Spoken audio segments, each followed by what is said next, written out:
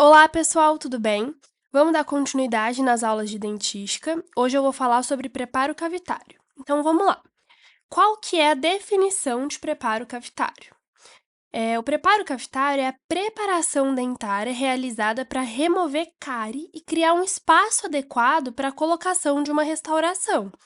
Ou seja, é o preparo que é feito no dente para ele poder receber uma restauração que vai restabelecer forma, função e estética ao dente. De uma maneira geral, o preparo cavitário ele vai atuar na cavidade patológica, transformando em uma cavidade terapêutica, beleza? Existem algumas nomenclaturas para as cavidades. Tem nomenclatura de acordo com o número de faces envolvidas, de acordo com o nome das faces e de acordo com a forma e extensão da cavidade. Eu vou explicar cada uma delas para vocês agora, começando com a nomenclatura de acordo com o número de faces. Se envolver apenas uma face, como nessa ilustração, que envolve apenas a face oclusal, chamamos de cavidade simples. Se envolver duas faces, como nessa ilustração, que envolve a face oclusal e a face distal, podemos chamar de cavidade composta. E se envolver mais de duas faces, como nessa, que envolve a face oclusal, a face distal e a face mesial, podemos chamar de cavidade complexa. Então, resumindo, se envolver uma face, será uma cavidade o quê? Simples. Se envolver duas, será composta. E se envolver mais de duas, será complexa. Agora, vamos falar de acordo com o nome das faces envolvidas. É bem simples também. Você literalmente vai falar o nome da face que está envolvida. Então, quando for mais de uma face, quando tiver mais de duas faces envolvidas na cavidade, você vai abreviar o primeiro nome e escrever o segundo nome por inteiro. Então, vamos lá. Quando tem apenas uma face, ou seja, uma cavidade simples, como a gente pode ver aqui, onde só tem a face oclusal, você irá chamar ela do quê? De oclusal, como o próprio nome diz. Ou você pode usar siglas e dizer apenas O em maiúsculo, igual está aí entre parênteses. Já quando tem duas faces, ou seja, uma cavidade composta, onde tem a face oclusal e a face distal envolvida, você vai dizer ocluso distal. Abrevia a primeira, oclusal, escrevendo apenas ocluso, e escreve a segunda por inteiro, dizendo distal. Ou você pode usar as siglas também, colocando OB, que é mais fácil e mais prático. Aí agora tem uma dúvida. Algumas pessoas ficam em dúvida se existe uma ordem correta sobre qual nome colocar primeiro. Se vem a distal primeiro, se vem a oclusal, se vem a mesial. E a resposta é sim, existe uma ordem. Isso não é tão cobrado, mas é bem simples de entender. Você tem que colocar em primeiro lugar a face que vem primeiro quando você vai analisar um dente. Você analisa o dente da mesial para distal, não é? Então, é isso, você vai colocar em primeiro lugar de acordo com como você analisa. Por exemplo, primeiro vem a face mesial, depois vem a face oclusal e depois vem a face distal. Então, se o dente tem uma cavidade na oclusal e na distal, você irá dizer que é uma cavidade ocluso distal, pois analisando, né, da mesial para distal, a oclusal vem antes da distal, porque é mesial, oclusal e distal. Então, como só envolve a oclusal e a distal, vai ficar ocluso distal, beleza? Agora, se envolver mais de duas faces, ou seja, se for uma cavidade complexa, você irá abreviar os dois primeiros nomes e escrever o último por inteiro. Por exemplo, nessa ilustração, a gente tem a face oclusal, a mesial e a distal. Então, ficará mésio ocluso distal. Também pode representar por sigla, ficando MOD. Por último, a gente tem de acordo com a forma e com a extensão da cavidade. Existem três classificações. Tem a intracoronária, que é a face oclusal sem envolver cúspide, e ela é chamada de inlays. A extracoronária parcial, que vai envolver parte, parcial, que vai envolver parte da cúspide. A primeira não envolve, a segunda envolve parte, porque a extracoronária é parcial. A gente chama de onlay. E a extracoronária total são coroas totais, pode chamar de overlay. Agora a gente vai falar das estruturas das cavidades.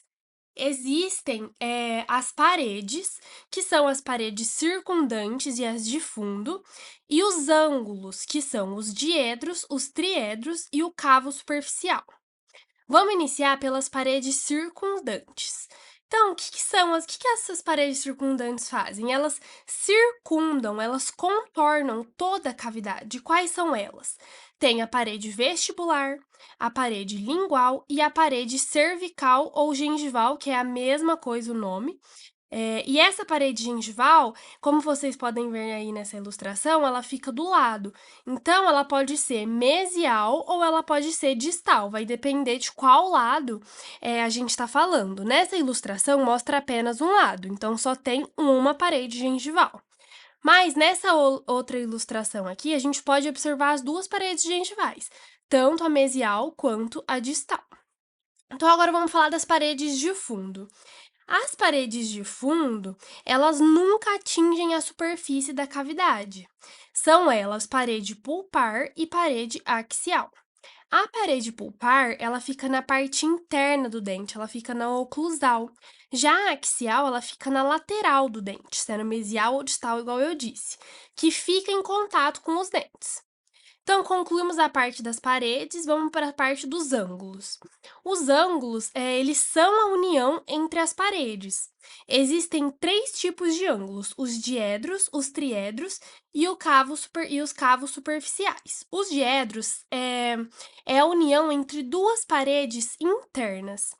Os triedros, eles são a união entre três paredes internas. E o cavo superficial é a união entre uma parede circundante mais uma superfície externa da cavidade. Então, vamos entender esse negócio certinho, começando pelos ângulos diedros. Os ângulos diedros, eles são divididos em três grupos. O primeiro grupo é o encontro entre duas paredes circundantes, ou seja, quais são as paredes circundantes? Poderá ser o encontro das paredes gengival, vestibular e lingual. O segundo grupo é o encontro entre uma parede circundante, gengival, lingual ou vestibular, com uma parede de fundo, sendo axial ou pulpar. Já o terceiro grupo é o encontro entre duas paredes de fundo, axial e pulpar. Para ficar mais fácil de entender, eu vou mostrar para vocês aqui algumas ilustrações. Então, vamos começar com os ângulos diedros do primeiro grupo, que, lembrando, é a junção entre duas paredes circundantes. Olhem para a parede lingual e olhem para a parede gengival. Elas se ligam, vocês conseguem ver? Elas se ligam. E aí elas formam o ângulo lingo-gengival ou gengivo-lingual, tanto faz a ordem, tá, para os ângulos. Agora, um outro exemplo. Olhem para a parede vestibular e para a parede gengival. Ali se forma o ângulo vestíbulo-gengival, eles se conectam. Agora, o segundo grupo dos diedros, que é o encontro de parede circundante com parede de fundo. Observem aí para mim a parede pulpar e a parede lingual. Elas se conectam e aí elas formam o ângulo pulpo-lingual ou lingo-pulpar, tanto faz a ordem como eu disse. Outro exemplo é a junção da parede axial com a parede gengival, formando o ângulo áxio-gengival. Um outro exemplo é o ângulo áxio-vestibular, que é a junção da parede axial com a parede vestibular. Agora, o terceiro e último grupo dos diedros é o encontro de paredes de fundo, parede pulpar com a parede axial, ou o contrário, né? Observem a parede pulpar e a parede axial, elas se conectam, então elas se formam o ângulo pulpo-axial ou áxio-pulpar. Ângulos triedros. Agora vamos falar dos ângulos triedros, que é a união de três paredes. Eu coloquei dois nessa ilustração. Temos a junção da parede pulpar, da parede lingual e da parede axial, formando, portanto, o ângulo pulpo-língua-axial. Não importa a ordem, vou sempre frisar isso.